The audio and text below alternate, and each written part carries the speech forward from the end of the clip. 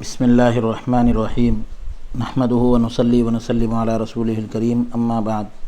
معزز سامعین اکرام، السلام علیکم ورحمۃ اللہ وبرکاتہ۔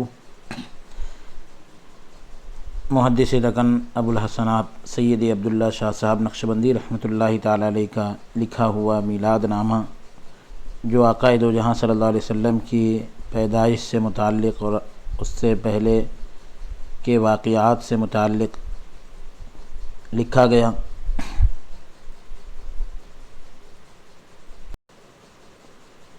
اور اس کتاب میں حضور علیہ الصلوۃ والسلام کی اتباع سے متعلق اس سے پہلے کی نشست میں گفتگو کی گئی۔ آج 7ویں فصل ہے کہ جس میں یہ ذکر کیا جا رہا ہے کہ اللہ تبارک و تعالی نے اپنی مرضی کے موافق، اپنی مرضی کے مطابق چلنے کے لیے انسان کو اس کی عقل پر نہیں چھوڑا، بلکہ واضح احکام دیا اور ان احکام پر عمل کرنے کا نمونہ بھی دیا، عمل کرنے نمونہ بھی دیا، یعنی عمل کرنے کے لیے نمونہ دیا، آئیڈیل دیا۔ حضور صلی اللہ علیہ وسلم ہمارے لیے نمونہ ہے۔ اس فصل میں حضور صلی اللہ علیہ وسلم کے نمونہ ہونے کا تفصیلی بیان ہے کہ حضور ہمارے لیے آئیڈیل ہے، نمونہ ہے۔ لقد جاءکم رسول من انفسکم عزیز علیہ ما عنتم حریص علیکم بالمؤمنین رؤوف الرحیم فإن تولوا فقل حسبی اللہ لا الہ الا هو علیہ توکلت وهو رب العرش العظیم۔ پارہ نمبر 11 سورہ توبہ کا 16واں رکوع کہ لوگو تمہارے پاس تمہیں میں سے ایک پیغمبر آئے ہیں، تمہاری تکلیف ان کو گراں معلوم ہوتی ہے، یعنی تمہاری تکلیف ان پر دشوار گزرتی ہے، تمہاری بھلائی کے بہت خواہش مند ہیں اور مومنوں پر نہایت شفقت کرنے والے ہیں اور مہربان ہیں۔ پھر اگر یہ لوگ پھر جائیں اور نہ مانیں تو کہہ دو کہ خدا مجھے کفایت کرتا ہے، کافی ہے، اور اس کے سوا کوئی معبود نہیں، عبادت کے لائق نہیں، اسی پر میرا بھروسہ ہے اور وہی عرش عظیم کا مالک ہیں۔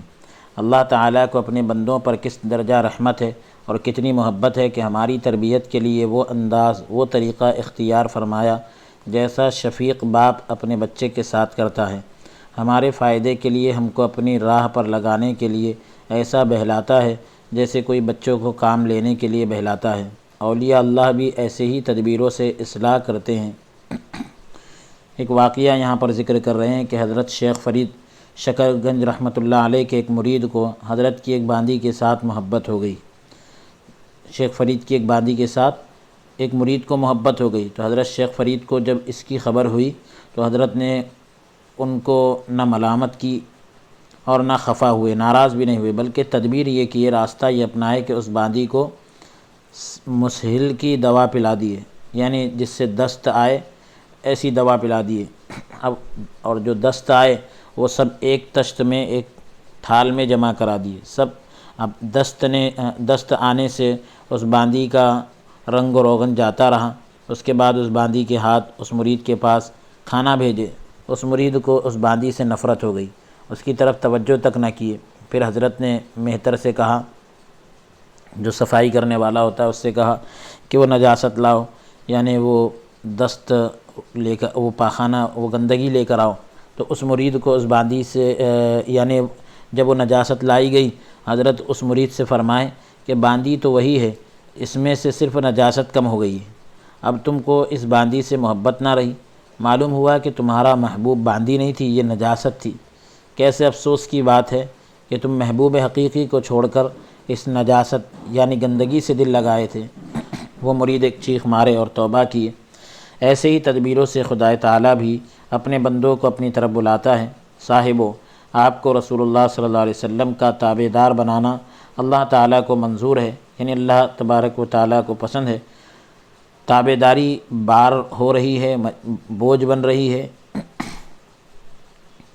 اس لیے ایسے ڈھپ سے، ایسے طریقے سے آپ کو حضرت کی تابع داری کرنے کا حکم دیتا ہے کہ تابع داری بار نہ ہو، بوجھ نہ ہو۔ اس کی ایک ایسی مثال ہے کہ کوئی مہمان آ رہا ہو اور قرینے سے، اندازے سے یہ معلوم ہو کہ اس مہمان کا آنا میزبان کو گرا دشوار اور بار ہے، یعنی بوجھ ہے، تو کہتے ہیں تم کو خبر بھی ہے کہ تمہارے پاس کون آ رہا ہے، تمہارے ہاں وہ شخص آ رہا ہے جو تم کو ہمیشہ روپیہ بھیجتا تھا اور وہ بڑی شان والا ہے، تمہارے تقدیر اچھے جو وہ آ رہا ہے، اور نہ وہ کیا آتا، ورنہ وہ کیا آتا، تمہاری تقدیر اچھی ہے جو وہ آ رہا ہے، ورنہ وہ کیا آتا، اور تم اس پر عاشق بھی تو ہو۔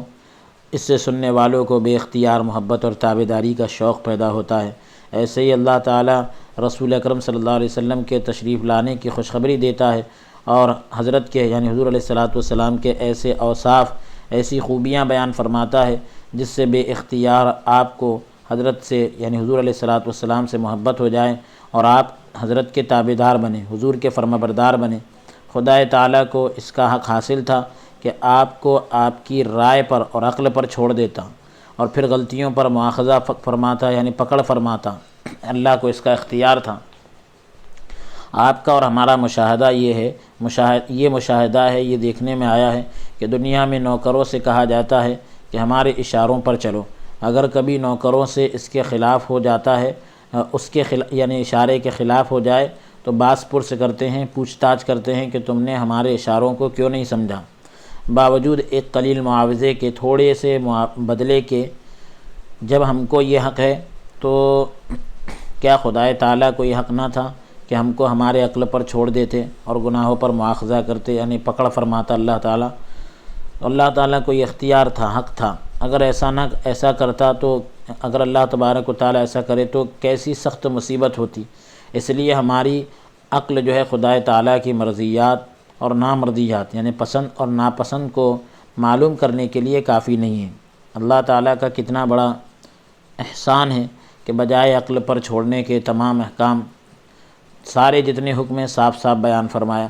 ایک وقت نہیں، دو تین مرتبہ بیان فرمایا۔ بیان بھی اس طور سے نہیں فرمایا کہ کوئی پرچہ بھیج دیتے کہ اس کے پڑھنے اور سمجھنے اور عمل کرنے میں دقت ہوتی، بلکہ عجیب فطرت کے موافق طریقہ اختیار کیا۔ اپنی مرضی کی باتیں معلوم کرنے کے لیے یعنی ایک ذات مقدس کو نمونہ بنا کر بھیجا۔ خدا تعالیٰ کو ہم سے کس قدر محبت ہے کہ اس نمونے کو رحمت عالم بنا کر بھیجا۔ اے پیروی کرنے والوں، بغیر اس واسطے کہ تم سینکڑوں ٹھوکریں کھاتے، اب آنکھ موچ کر اس نمونے کے موافق چلو، مطابق چلو اور خدا تک پہنچ جاؤ۔ انسانی طبیعت کا کہاں تک لحاظ کیا گیا ہے، خیال کیا گیا ہے کہ انسان جو ہے بغیر نمونے کے کمال حاصل نہیں کر سکتا۔ انسان اور جانور میں یہی فرق ہے کہ جانور کو کمال حاصل کرنے کے لیے نمونے کی ضرورت نہیں۔ یہی وجہ ہے کہ مچھلی کا بچہ پیدا ہوتے ہی تیرنے لگتا ہے، بخلاف اس کے برخلاف ایک بڑے سے بڑے تیراک کا بچہ تیراک نہ ہوگا جب تک نہ سکھایا جائے اور نمونہ نہ دکھایا جائے۔ یہی وجہ ہے کہ کتابوں کی تعلیم سے اتنا نفع یعنی فائدہ نہیں ہوتا جتنا کسی کامل کی صحبت سے ہوتا ہے۔ اسی واسطے حضور صلی اللہ علیہ وسلم کو نمونہ بنا کر بھیجا گیا۔ بعض لوگوں نے حضور کو اپنی آنکھوں سے دیکھا، اور بعض لوگوں نے حضور کی سیرت کو دیکھا۔ سیرت کا دیکھنا بھی بیعینی ہی یعنی ہو بہو حضرت کو دیکھنا ہی ہے۔ اس نمونے کی موجودگی میں ہم کس آسانی کے ساتھ خدا تعالیٰ کی مرضیات پر چل سکتے، اللہ کی مرضی پر چل سکتے ہیں۔ غور کیجئے کہ ہم پر خدا تعالیٰ کی کیا عنایت اور کیا محبت ہے، کتنی توجہ ہے۔ باوجود اس آسانی کے پھر بھی اگر کوئی کم نصیب یعنی کوئی بدبخت جو ہے تابعداری نہ کرے تو کس قدر سخت باس پرس ہوگی، پکڑ ہوگی، حکم ہوگا۔ ارے ظالم، ہماری اتنی آسانی کی تو کچھ قدر نہ کیا، یعنی ہم نے اتنی آسانی پیدا کی اور تو نے کچھ قدر نہ کیا اور اس نمونے کے موافق بن کر نہ آیا، اس کے مطابق بن کر نہ آیا۔ اس کی مثال ایسی ہے جیسے کہ ہم کسی درزی کو، ٹیلر کو شیروانی کا کپڑا دیں اور نمونے کے لیے اپنے جسم کی شیروانی بھی دے، اپنے جسم سے اتری ہوئی شیروانی بھی دے، اور کہیں کہ اس نمونے کے مطابق کاٹ کر اس نمونے کے موافق یعنی میری شیروانی کے حساب سے کاٹ اور سلائی رہے، یعنی ویسا کاٹنا ویسا سینا۔ شیروانی تیار ہو جانے کے بعد نمونے کے موافق نہ رہے، جیسی دی گئی تھی شیروانی ویسی بنی نہیں، تو اس میں فرق ہو جائے تو آپ درزی پر کس قدر خفا ہوں گے، کتنے ناراض ہوں گے۔ آپ کی خفگی پر، ناراضگی پر اگر درزی کہے کہ شیروانی میں تو سب کچھ برابر ہے، شیروانی میں سب کچھ تو برابر ہے، صرف چھاتا جو ہے یعنی سینہ جو ہے ذرا ڈھیلا ہو گیا ہے اور سینے کے پاس سے ذرا ڈھیلا ہو گیا اور آستین چھوٹے ہو گئے۔ آپ کہیں گے کہ ارے کمبخت، تو نے میرا پورا کپڑا خراب کر دیا۔ غرض کہ جو برتاؤ آپ درزی سے کریں گے، جو سلوک کریں گے، وہی برتاؤ خدا تعالیٰ سے پانے کے لیے تیار ہو جائیں۔ اس منظر کو پیش نظر رکھیے، سامنے رکھیے کہ جب آپ خدا تعالیٰ کے سامنے کھڑے ہوں گے اور نمونہ نبوی حضور علیہ الصلاۃ والسلام کے یعنی مطابق نہ اتریں گے، موافق نہ اتریں گے، خیال کیجئے کہ اس وقت خدا تعالیٰ کس قدر غضبناک ہوگا، یعنی کس قدر سخت تمہاری پکڑ ہوگی۔ اسی لیے اللہ تعالیٰ فرماتا ہے لَقَدْ كَانَ لَكُمْ فِي رَسُولِ اللَّهِ أُسْوَةٌ حَسَنَةٌ، پارہ نمبر 21 سورہ احزاب کا تیسرا رکوع، کہ بالکل اس نمونے کے جیسے بن جاؤ۔ حضور علیہ الصلاۃ والسلام کی زندگی میں جو ہے یعنی اللہ کے رسول صلی اللہ علیہ وسلم آپ کے لیے یعنی امت کے لیے بہترین نمونہ ہے۔ نماز ایسی ہو جیسے حضور صلی اللہ علیہ وسلم کی تھی، روزہ بھی ویسا ہی ہو جیسا حضرت کا تھا۔ الغرض بہرحال ہر چیز اسی طرز کی ہو، اسی کے مطابق ہو جیسی رسول اللہ صلی اللہ علیہ وسلم کی طرز تھی، حضور کا طریقہ تھا۔ قبر میں حضرت صلی اللہ علیہ وسلم کو یا حضرت کی تصویر کو یعنی حضور علیہ الصلاۃ والسلام کی شکل مبارک کو اس لیے دکھایا جاتا ہے کہ دیکھو یہ نمونہ ہے، ذرا اپنے آپ کو اس نمونے سے ملا کر انصاف کرو، کیا تم اس نمونے کے موافق ہو، مطابق ہو؟ بس اس پر قبر کا تصفیہ ہے۔ اگر نمونے کے موافق ہیں تو تصفیہ مطلب یعنی کہ قبر میں اب تم کو آرام ملے گا اور جو ہے سارے معاملات صاف ہو جائیں گے۔ اگر نمونے کے مطابق ہے تو آرام اور چین ہے، اگر نمونے کے مطابق نہ اترے تو عذاب ہی عذاب ہے۔ صحابہ رضی اللہ عنہم نے نمونے کے مطابق ہو کر دکھایا۔ ایک مرتبہ حضور صلی اللہ علیہ وسلم کٹورے میں سے کدو کے ٹکڑے تلاش کر کے تناول فرما رہے تھے، کدو کے ٹکڑے تلاش کر کے کھا رہے تھے۔ ایک صحابی جب حضرت کے اس عمل کو دیکھے، اس کے بعد سے خود بھی کٹورے سے کدو کے ٹکڑے تلاش کر کے کھانے لگے۔ وہی صحابی فرماتے ہیں کہ اس واقعے کے بعد سے مجھے کدو سے جو ہے محبت ہو گئی۔ تو تمہارا کدھر خیال ہے؟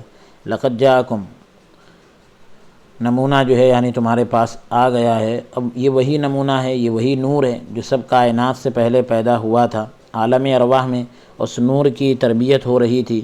آخر زمانے میں اس امت کی خوش نصیبی، اس امت کی آخر امت کی خوش نصیبی، جس خوش نصیبی سے جسم عنصری میں یعنی انسانی جسم میں جلوہ گر ہو کر تمام عالم کو منور کرنے کے لیے، روشن کرنے کے لیے لقد جاءکم یعنی رسول بن کر آ گئے۔ صاحبو اس رسول کی اتباع کرو، پیروی کرو۔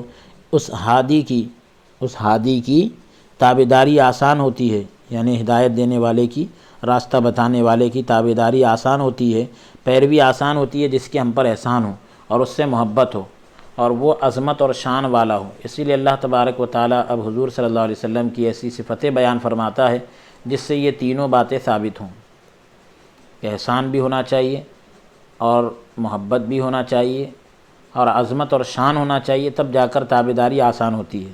تب یہ تینوں صفتیں بیان کی جا رہی ہے 8ویں فصل کے اندر۔ اس فصل میں حضور صلی اللہ علیہ وسلم کی شان اور عظمت بیان کی جاتی ہے اور یہ بھی ظاہر کیا جاتا ہے کہ دیگر انبیاء علیہ السلام اور حضور علیہ الصلاۃ والسلام کی شان اور عظمت میں کیا فرق ہے، تاکہ حضور کی اطاعت کرنے والے پر، فرمانبرداری کرنے والے پر آقا نامدار صلی اللہ تعالیٰ علیہ وسلم کی قدر و منزلت ظاہر ہو، مقام اور مرتبہ ظاہر ہو اور اتباع کا شوق بڑھے۔ لقد جاءکم رسول، پارہ نمبر 11 سورہ توبہ کا 16واں رکوع۔ عربی قاعدے کے لحاظ سے الرسول لفظ رسول کو الف لام کے ساتھ کہنا چاہیے تھا، بجائے اس کے صرف جو ہے رسول بغیر الف لام کے ارشاد ہو رہا ہے۔ لقد جاءکم رسول کہا، الرسول نہیں کہا۔ عربی کا یہ بھی قاعدہ ہے کہ جس کلمے پر الف لام نہ ہو تو اس کلمے پر تنوین نہیں آتی، اس کلمے پر تنوین آتی ہے۔ عربی کا ایک قاعدہ یہ ہے جس کلمے پر الف لام نہ ہو اس پر تنوین آتی ہے اور اس تنوین کے معنی عظمت کے ہوتے ہیں۔ اللہ تعالیٰ لفظ رسول پر الف لام نہ لا کر حضور کی عظمت کو، حضور صلی اللہ علیہ وسلم کی عظمت کو ظاہر کرتا ہے۔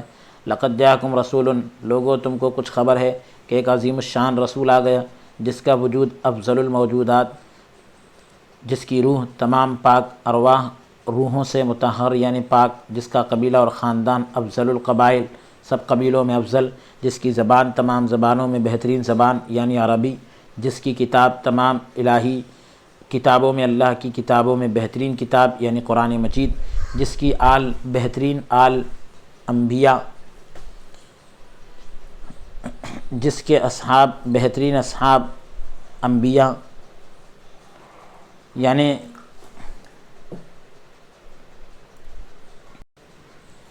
یعنی سب نبیوں کی آل میں آپ کی آل بہتر، اور جتنے بھی انبیاء اکرام کے صحابہ گزرے تو حضور کے صحابہ ان صحابہ سے بہتر، جس کا زمانہ سب زمانوں سے بہتر، جس کا روضہ منور سب مکانوں سے بہتر، اور حتیٰ کہ عرش سے افضل۔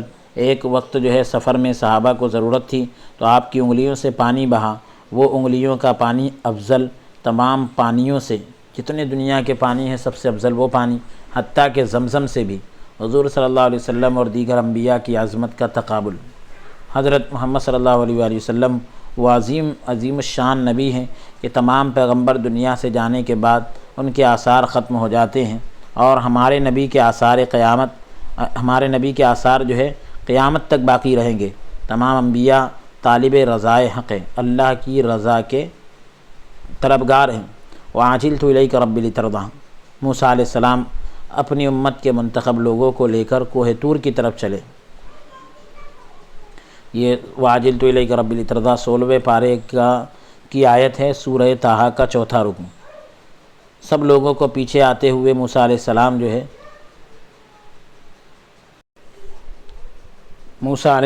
ہے اپنی امت کے منتخب یعنی چنے ہوئے سلیکٹڈ لوگوں کو لے کر کوہ طور کی طرف چلے۔ سب لوگوں کو پیچھے آتے ہوئے چھوڑ کر آپ جلد جو ہے کوہ طور پر پہنچ گئے۔ اللہ تعالیٰ کا ارشاد ہوا کہ اے موسیٰ سب کے ساتھ کیوں نہیں آئے، جلدی آنے کی کیا وجہ ہے؟ موسیٰ علیہ السلام عرض کیے، اے اللہ میں جلدی اس لیے آیا ہوں تاکہ آپ میرے سے راضی ہو جائیں۔ اس سے معلوم ہوا کہ پیغمبر چاہتے تھے کہ اللہ تعالیٰ کو اپنے سے راضی کرے، بخلاف یہاں دیکھیے ہمارے نبی صلی اللہ علیہ وسلم کا معاملہ کیسا ہے کہ بخلاف ہمارے نبی کے کہ اللہ تعالیٰ چاہتا ہے کہ یہ نبی اللہ تعالیٰ سے راضی ہو جائیں، اس لیے فرماتا ہے وَلَسَوْفَ يُعْطِيكَ رَبُّكَ فَتَرْضَىٰ، پارہ نمبر 30 سورہ والضحیٰ۔ اے نبی ہم آپ کو وہ چیز دیں گے کہ آپ ہمارے سے راضی ہو جائیں۔ تمام انبیاء خدا کی قسم کھاتے تھے، اللہ کی قسمیں کھاتے تھے۔ ہمارے نبی کی خود خدا قسم کھاتا ہے، لَعَمْرُكَ، اے نبی آپ کی عمر کی قسم۔ نبی تو کیا اللہ تبارک و تعالی ہمارے نبی کے متعلقات کی بھی قسم کھاتا ہے، جو حضور سے جو چیزیں جڑ گئی اس کی قسم کھا رہا ہے، کیونکہ پیارے کی ہر چیز پیاری ہوتی ہے۔ مثلا جیسے کہ والعصر، پارہ نمبر 30 سورہ عصر، کہ جس زمانے میں آپ ہے اس زمانے کی قسم، لا اقسم بہذا البلد وانت حل بہذا البلد، سورہ بلد پارہ نمبر 30، کہ میں اس شہر مکہ کی قسم کھاتا ہوں جس میں آپ تشریف رکھتے ہیں۔ موسیٰ اور ہارون علیہ السلام جیسے اولو العزم پیغمبروں کو حکم ہوتا ہے فَقُولَا لَهُ قَوْلًا لَيِّنًا، پارہ نمبر 16 سورہ طٰہٰ کا دوسرا رکوع، کہ موسیٰ اور ہارون علیہ السلام سے کہا جا رہا ہے کہ موسیٰ اور ہارون جب تم فرعون کے پاس جائیں تو فرعون کو بہت نرمی سے سمجھانا۔ اور یہ نبی کے کچھ ایسے اخلاق ہیں، اِنَّكَ لَعَلَىٰ خُلُقٍ عَظِيمٍ، پارہ نمبر 29 سورہ قلم کا پہلا رکوع، کہ اے نبی آپ بہت وسیع اخلاق والے ہیں، بہت وسیع اخلاق کے ہیں، خلق عظیم پر ہیں۔ فرما کر یعنی اللہ تعالیٰ نے حضور کے اخلاق کی تعریف فرمائی۔ وَاغْلُظْ عَلَيْهِمْ، پارہ نمبر 10 سورہ توبہ کا 10واں رکوع، اے نبی اس قدر نرمی بھی کیا کفار اور منافقین پر کچھ تو سختی کیجیے، اس کا حکم دیتا ہے۔ اللہ تعالیٰ تمام پیغمبروں کو ان کے نام سے پکار رہے ہیں، یعنی اللہ تبارک و تعالیٰ فرما رہا ہے جیسے یا موسیٰ، یا عیسیٰ، اے موسیٰ، اے عیسیٰ، ہمارے عظیم الشان پیغمبر کو نہ کوئی صفت سے پکار رہا ہے جیسے یا ایہل، ہم کوئی نہ کوئی صفت سے، یعنی کوئی نہ کوئی حضور کی صفات میں سے کسی ایک صفت سے پکار رہا ہے، جیسے یا ایہا المزمل، سورہ مزمل پارہ نمبر 29، اے نبی وہ جو کمبل اوڑے ہوئے ہیں، یا ایہا المدثر پارہ نمبر 29 سورہ مدثر، اے نبی وہ جو چادر اوڑے ہوئے ہیں، یا ایہا النبی پارہ نمبر 21 سورہ احزاب کا چوتھا رکوع، اے وہ نبی جو اے وہ نبی اگر نام بھی لیا، اگر کبھی نام بھی لیا ہے تو اس سے ایک عظمت ٹپکتی ہے۔ محمد الرسول اللہ، محمد صلی اللہ علیہ وسلم اللہ کے رسول ہیں۔ پارہ نمبر 30، یہ پارہ نمبر 26 ہے، سورہ فتح کا چوتھا رکوع ہے۔ تمام پیغمبروں کو ان کی امت جب برا بھلا کہتی تھی تو وہ خود ہی جواب دیتے تھے، جیسے کہ قوم نوح علیہ السلام کی قوم کہتی ہے انا لنراک فی ضلال مبین، کہ اے نوح تم کھلی گمراہی میں ہو۔ پارہ نمبر 8 سورہ اعراف کا 8واں رکوع۔ نوح علیہ السلام فرماتے ہیں یا قوم لیس بی ضلالہ، کہ اے میری قوم میں گمراہ نہیں ہوں۔ یہ بھی اسی رکوع کا ہے 8ویں پارے میں۔ قوم ہود کہتی ہے انا لنراک فی صفاحۃ، اے ہود ہم سمجھتے ہیں کہ تم بے وقوف ہو۔ ہود علیہ السلام جواب دیتے ہیں کہ یا قوم لیس بی صفاحہ، اے میری قوم میں بے وقوف نہیں ہوں۔ یہ سورہ اعراف کا 9واں رکوع ہے، پارہ نمبر 8 ہے۔ فرعون جو ہے موسیٰ علیہ السلام کو کہتا ہے انی لاظنک یا موسیٰ مسحورا، پارہ نمبر 10، پارہ نمبر 15 سورہ بنی اسرائیل کا 12واں رکوع۔ اے موسیٰ معلوم ہوتا ہے کہ تم پر کسی نے جادو کیا ہے جب تم ہی ایسی باتیں کرتے ہو۔ تو موسیٰ علیہ السلام جواب دیتے ہیں وَإِنِّي لَأَظُنُّكَ يَا فِرْعَوْنُ مَثْبُورًا، اے فرعون نہیں میں سمجھتا ہوں تو ہلاک ہونے والا ہے جب ہی تجھ کو یہ سوچ رہا ہے، یعنی یہ خیالات آ رہے ہیں۔ یہ بھی سورہ بنی اسرائیل کا 12واں رکوع ہے، پارہ نمبر 15۔ اب ہمارے عظیم الشان نبی صلی اللہ علیہ وسلم کو جب کافر جو ہے بے سمجھی سے کہتے ہیں، لا علمی میں کہتے ہیں ما اظنک الا ضالا، اے محمد ہم سمجھتے ہیں کہ تم گمراہی میں ہو، العیاذ باللہ، یا محمد صلی اللہ علیہ وسلم ہم سمجھتے ہیں کہ تم گمراہی میں ہو، تو حضور اس کا کچھ جواب نہیں دیتے، بلکہ دوسری جگہ اللہ تعالیٰ وہ بھی قسم کھا کر فرماتا ہے والنجم اذا ہوا ما ضل صاحبکم وما غوی، قسم ہے تارے کی جب وہ گرتا ہے۔ کافروں تمہارے پاس جو نبی آئے ہیں وہ نہ گمراہ ہے اور نہ بھٹکے ہوئے ہیں۔ پارہ نمبر 27 سورہ نجم کا 3واں رکوع۔ ایک ظالم حضرت کو حضور علیہ السلام کو مجنون کہا، اس کے جواب میں اللہ تعالیٰ فرماتا ہے نون والقلم وما یسطرون ما انت بنعمت ربک بمجنون، نون اور قلم کی قسم اور جو لکھا جاتا ہے اس کی قسم۔ کفار یہ کافر کیا بولیں گے، آپ ہرگز مجنون نہیں ہیں۔ پارہ نمبر 29 سورہ قلم کا پہلا رکوع۔ کسی کافر نے حضرت کو حضور صلی اللہ علیہ وسلم کو شاعر اور کاہن کہا تھا، مجنون یعنی شاعر کہا اور نجومی کہا۔ حضرت کچھ نہیں کہے، حضور کچھ نہیں فرمائے۔ حضرت کی طرف سے، حضور کی طرف سے اللہ تعالیٰ فرماتا ہے وما هو بقول شاعر ولا بقول کاہن، کافروں خوب سوچو، یہ شاعر کا قول نہیں، کاہن کا قول نہیں ہے، یہ اللہ تعالیٰ کا قول ہے جو محمد صلی اللہ علیہ وسلم کی زبان سے ظاہر ہو رہا ہے۔ ایک کافر نے حضور صلی اللہ علیہ وآلہ وسلم کی شان میں ساحر کہا، جادوگر کہا، اللہ تعالیٰ نے فرمایا ان ھذا الا سحر یؤثر، یہ تو یعنی وہ کافر نے کہا، ایک کافر نے حضور کی شان میں ساحر کہا یعنی جادوگر کہا، اور اس نے یہ کہہ دیا ان ھذا الا سحر یؤثر، یہ تو محمد صلی اللہ علیہ وسلم کا جادو ہے۔ پارہ نمبر 29 سورہ مدثر کا پہلا رکوع ہے۔ تو اللہ تعالیٰ اس کافر کو اس کی 10 بری صفتوں سے جو اس میں تھے اظہار کر کے فرما رہا ہے کل حلاف مہین حماد مشاء بنمیم مناع للخیر معتد نثیم عتل بعد ذلک زنیم، یعنی اس نے حضور کو صرف ساحر کہا کہ یعنی حضور کے کلام کو جادو والا کہا اور اس طریقے سے نامناسب الفاظ کہے نعوذ باللہ، تو اللہ تبارک و تعالیٰ نے اس کی 10 صفتوں کو ظاہر کر دیا، یعنی عیب جو اس کے اندر تھے وہ سامنے آ گئے۔ اللہ تعالیٰ نے فرمایا کل حلاف مہین، بہت قسمیں کھانے والا، بے وقات تانا دینے والا اور چغلیاں لگاتا پھرنے والا، لوگوں پر آوازیں کسنے والا، نیک کام سے روکنے والا، حد سے گزرنے والا، گناہوں کا کرنے والا، سخت مزاج، اس کے علاوہ حرام زادہ ہے۔ جس نے حضور کے بارے میں یہ کہا، اللہ تبارک و تعالیٰ نے اس کی 10 چیزیں جو ہے لوگوں کے سامنے پیش کر دی کہ یہ کیا کہے گا۔ ایک ظالم جو ہے حضور صلی اللہ علیہ وسلم کو گستاخی سے جب آپ کے صاحبزادے کا انتقال ہوا تو ابتر یعنی مقطوع النسل، یعنی کوئی ان کے بعد نام لیوا نہ رہے گا، اس طرح کہا تھا تو اللہ تبارک و تعالی حضور صلی اللہ علیہ وسلم کو تسلی دیتے ہوئے دشمن کو ابتر اس طرح کہتا ہے کہ ان شانیہ کا هو الابتر، اے نبی آپ کا نام لیوا تو آپ کے نام لیوا تو کروڑوں قیامت تک رہیں گے، آپ کا دشمن مقطوع النسل ہے، اس کا نام لیوا نہیں رہے گا، اس کا کوئی نام لینے والا نہیں رہے گا۔ پارہ نمبر 30 سورہ کوثر کا پہلا رکوع۔ اللہ تعالیٰ تمام پیغمبروں کو جو کچھ دیا دعا کے بعد عطا فرمایا، حضرت صلی اللہ علیہ وسلم کو بغیر دعا کے اچھی چیزیں چن چن کر دیا۔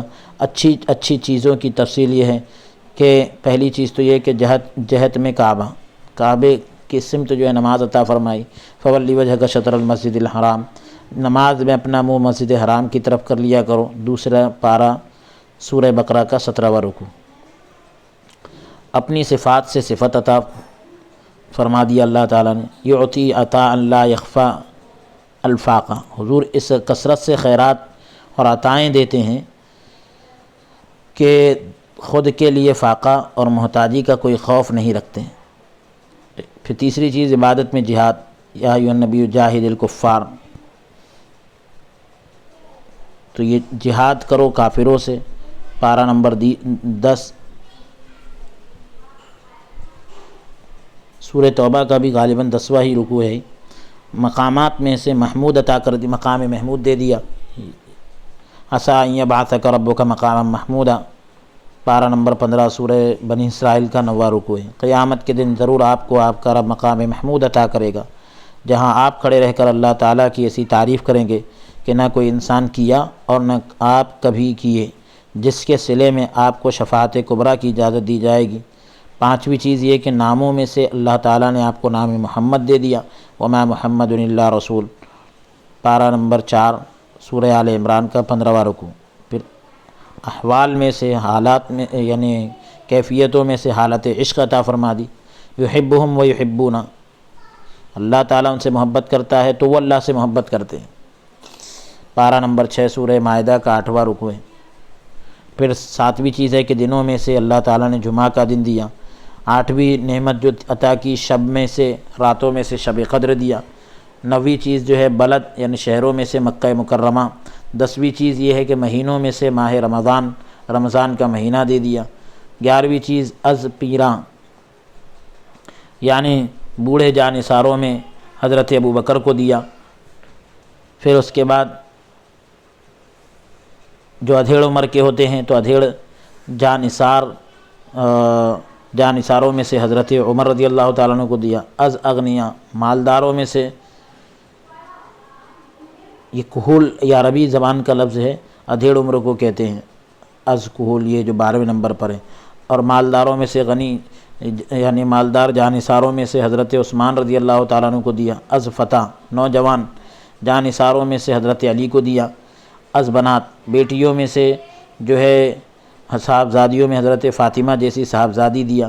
اور ذریات اولاد نسل جس کو کہتے ہیں، اس میں سے حضرت امام حسن اور امام حسین رضی اللہ عنہما جیسی پاک ذریت دیا، پاک نسل دیا۔ کتابوں میں سے قرآن دیا، جو آسمانی کتابوں میں اس کی نظیر نہیں، مثال نہیں۔ از ملت دینوں میں سے یعنی جو بہتر ہے دین اسلام وہ دیا۔ از کو یعنی پہاڑ، جب پہاڑوں کی بات آئی تو پہاڑوں میں سے معظم اور محترم صفا اور مروہ جیسا پہاڑ دیا۔ از مکانوں میں سے مسجدیں دیا جو نہایت متبرک ہے، برکت والی ہیں۔ از صفاتوں میں سے انسان کی بہت سی صفتیں ہیں، سب صفتوں میں سے چن کر تقوی کی صفت دیا۔ از گلستان جب باغ کی بات آئی تو باغوں میں سے بہترین باغ جو جنت ہے وہ دیا۔ علویات میں سے قاب قوسین دیا،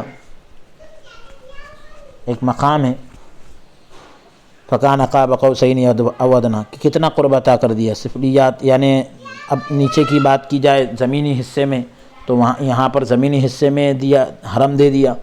از نساء عورتوں میں سے بہترین عورتیں حضرت عائشہ اور حضرت خدیجہ رضی اللہ عنہما وہ دیا جن کی کوئی نظیر نہیں، کوئی مثال نہیں۔ از اخوان بھائیوں کی بات آئی، یوں تو سب کے دوست، بھائی چارگی کی بات آئی، یوں تو سب کے دوست ہوتے ہیں، بہترین دوست صحابہ آپ کو دیا۔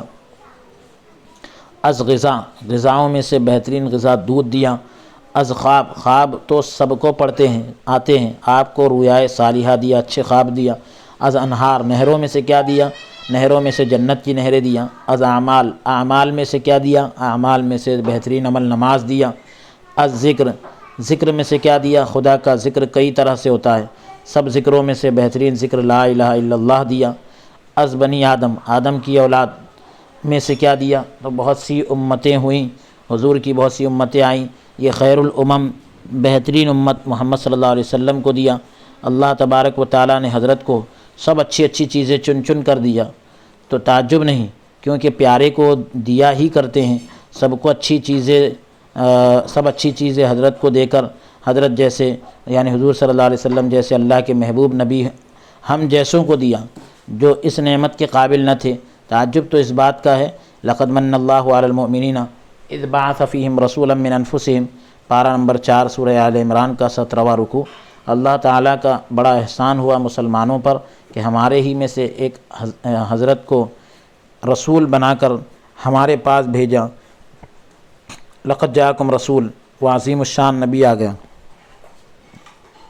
ان کی عظمت کیا بیان کروں۔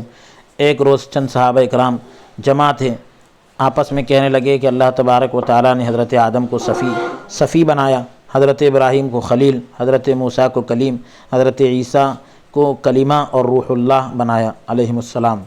حضرت حضور صلی اللہ علیہ وسلم مکان سے باہر تشریف لائے اور فرمائے بے شک آدم صفی اللہ اور ابراہیم خلیل اللہ ہیں، موسیٰ کلیم اللہ ہیں، عیسیٰ روح اللہ ہیں اور میں حبیب اللہ ہوں۔ ولا فخرہ، یہ کوئی فخر کی بات نہیں، نہ فخر سے کہہ رہا ہوں، ایک واقعی بات ہے جس کو سنا رہا ہوں۔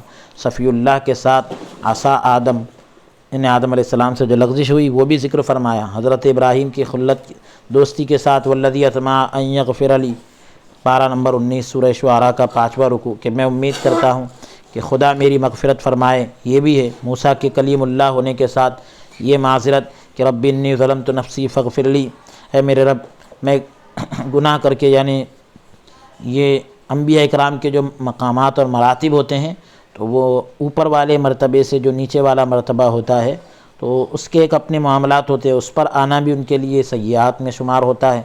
بہرحال موسیٰ علیہ السلام کہ اے میرے رب میں گناہ کر کے اپنے نفس پر ظلم کیا، آپ میری مغفرت فرمائیے۔ سورہ قصص کا دوسرا رکوع ہے 20واں پارہ۔ حضرت عیسیٰ علیہ السلام کے روح اللہ ہونے کے ساتھ یہ بھی تو ہے کہ قیامت میں ان سے پوچھا جائے گا اَأَنْتَ قُلْتَ لِلنَّاسِ اتَّخِذُونِي وَأُمِّيَ إِلَٰهَيْنِ مِن دُونِ اللّٰہ، پارہ نمبر 7 سورہ مائدہ کا 16واں رکوع، کہ کیوں عیسیٰ، کیا تم اپنی امت کو یہ کہے ہو کہ اللہ کو چھوڑ کر اپنے کو اپنی ماں کو معبود بناؤ، عبادت کے قابل بناؤ؟ حضرت عیسیٰ علیہ السلام کانپ جائیں گے، عرض کریں گے اے میرے معبود، اگر میں کہا ہوں، میں نے ایسا کہا ہوں تو آپ خوب جانتے ہیں، اور میں ایسا کیسے کہہ سکتا ہوں؟ آپ خوب جانتے ہیں میری اندرونی حالت کو، میں اپنی اندرونی حالت کو نہیں جان سکتا۔ یہ آپ کے بندے ہیں، اگر آپ ان کو بخش دیں تو آپ کی مہربانی ہے، اگر آپ عذاب دیں تو یہ مستحق ہے۔ اللہ تعالیٰ کا ارشاد ہوگا یہ سب باتیں رہنے دو، یہ قیامت کا دن ہے، جو سچے ہیں آج سچائی ان کو نفع یعنی فائدہ دینے والی ہے، بخلاف ہمارے رسول صلی اللہ علیہ وسلم کے۔ اب دیکھیے حضور کا معاملہ کیسا ہے کہ آپ کے ساتھ اللہ تعالیٰ کو جو محبت ہے اس کے اظہار کے لیے، ظاہر کرنے کے لیے حبیب اللہ آپ کو فرما کر اللہ کا حبیب کہا اور مراتب دینے کا وعدہ فرماتے ہیں۔ عسیٰ ان یبعثک ربک مقاما محمودا، کہ پارہ نمبر 15 ہے سورہ بنی اسرائیل کا 9واں رکوع ہے، کہ مقام محمود دیں گے جو کسی پیغمبر کو نہیں دیے۔ لوگوں ایسا عظیم الشان پیغمبر تمہارے پاس آ گیا، کیسا عظیم الشان رسول ہے۔ سلیمان علیہ السلام فرماتے رب اغفر لی وہب لی ملکا لا ینبغی لأحد من بعدی، اے اللہ مجھے ایسی سلطنت دے کہ میرے بعد کسی کو ویسی سلطنت نہ دے۔ حضور صلی اللہ علیہ وسلم کے سامنے دو جہاں پیش کی جاتی ہے، دنیا اور آخرت، سب کچھ سامنے، ما زاغ البصر وما طغی، مگر آپ اس کی طرف نظر اٹھا کر بھی نہیں دیکھتے۔ اس کے صلے میں اللہ تبارک و تعالیٰ نے اس کے بدلے میں لقد رأى من آیات ربہ الکبریٰ فرما کر دیدار الہی سے سرفراز فرمایا، اللہ کے دیدار سے مالا مال فرمایا۔ پارہ نمبر 27 سورہ نجم کا پہلا رکوع۔ ایسا عظیم الشان رسول آ گیا، ایسے عظیم الشان پیغمبر آ گئے کہ عظیم الشان پیغمبر آئے کہ رضوان جن کی امت کے باغوں کا داروغہ ہے، جن کی امت کی جنت کا داروغہ رضوان، اور دوزخ جن کے دشمنوں کا قید خانہ ہے۔ حضرت عیسیٰ علیہ السلام ان کے آنے کی خوشخبری سنانے کے لیے، یا اتی من بعد اسم محمد یعنی حضور کے آنے کے لیے یہ فرما رہے ہیں کہ میرے بعد ایک پیغمبر آنے والے ہیں جن کا نام احمد ہے، اس کا اعلان کرنے والے ہیں۔ جبرائیل علیہ السلام ان کے قاصد ہیں، میکائیل علیہ السلام ان کا چار جامہ اٹھانے والے، قلم ان کی مدح لکھنے والا، تعریف لکھنے والا، عرش ان کا مہمان خانہ ہے۔ اب آگے اس رسول پاک کی عظمت کا اندازہ کرنے کے لیے معراج کے واقعے پر نظر ڈالی جائے گی انشاءاللہ تعالی، اور بھی دیگر تفصیلات ہے حضور کی شان اور عظمت کی، انشاءاللہ تعالی اس کو ہم اگلی نشست میں پیش کریں گے۔